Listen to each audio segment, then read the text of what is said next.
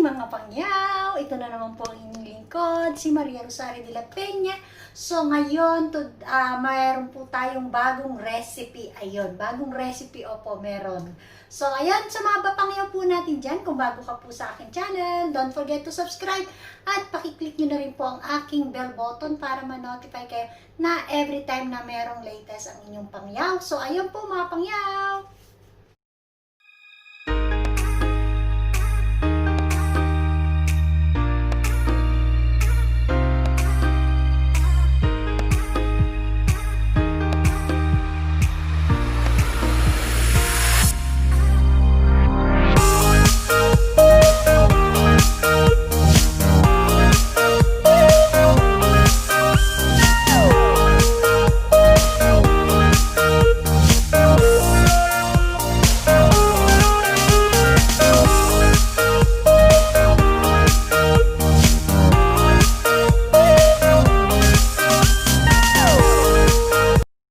Para sa aking adobong manok, ayan, brown sugar, at ang ating black pepper, at ang ating leaves, ayan,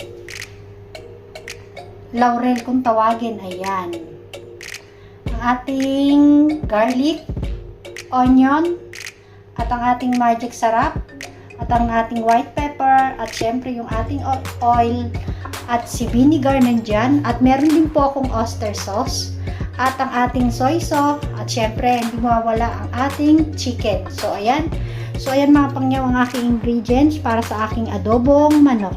So ayan, panoorin nyo po paano ako magluto ng aking adobong manok. Ayan mga pangyaw, mainit na po yung ating pan. Ilalagay na po natin yung ating oil.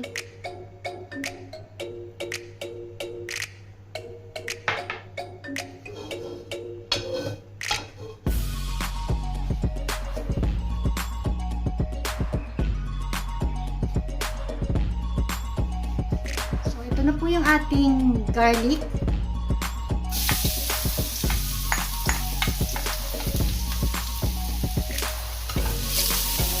Ayan, saute lang po natin hanggang mag-brown.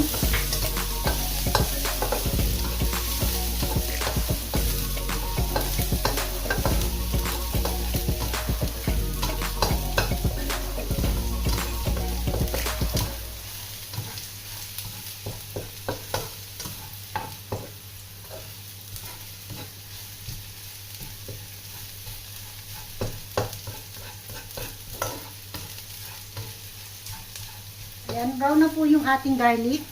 Susunod na po natin ang aking onion.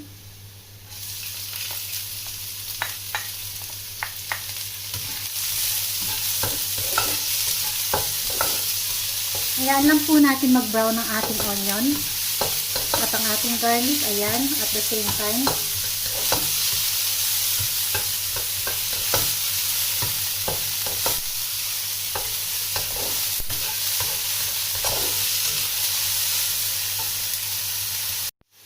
So, ayan, ano na po yung ating garlic at ang ating onion. So, ilalagay ko na po, igigisa po na muna natin ang ating chicken.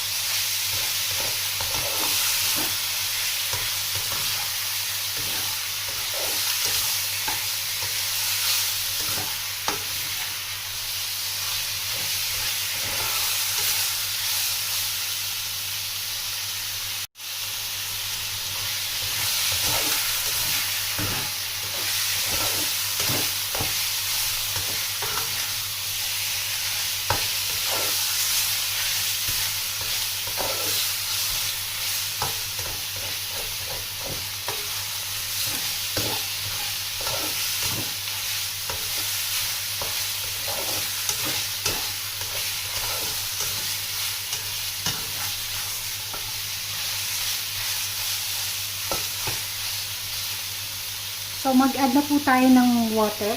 1 cup of water.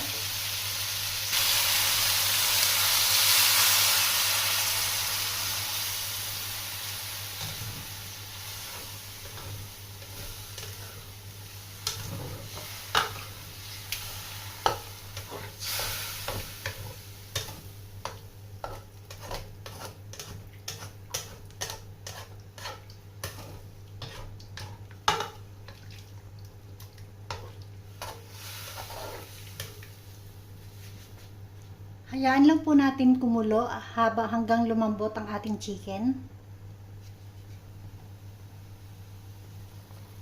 Habang kumukulo po ang ating chicken, mag-add po tayo ng salt.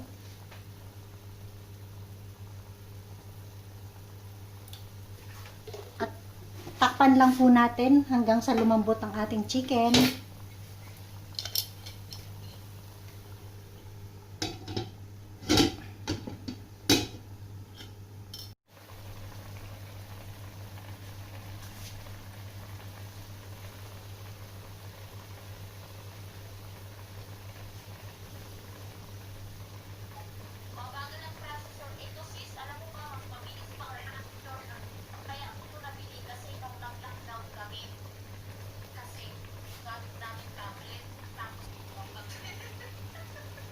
So, ayan na mga pangyaw. Kumukulo na yung ating chicken. So, mag-a-add na tayo ng ayan na mga pangyaw. Ano na yung ating chicken. So, mag-a-add na tayo ng suka. So, ayan. Suka. Ang ating soy sauce.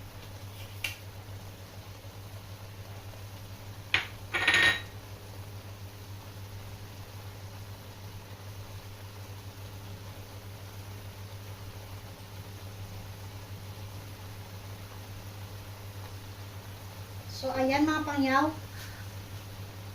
5 na tablespoon ang ating ilalagay na vinegar. Ayan.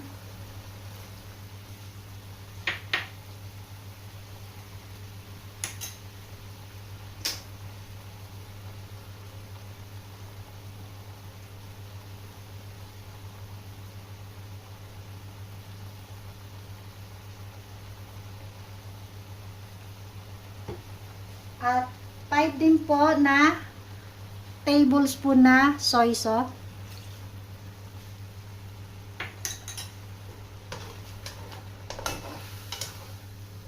So, ayan, makikita nyo.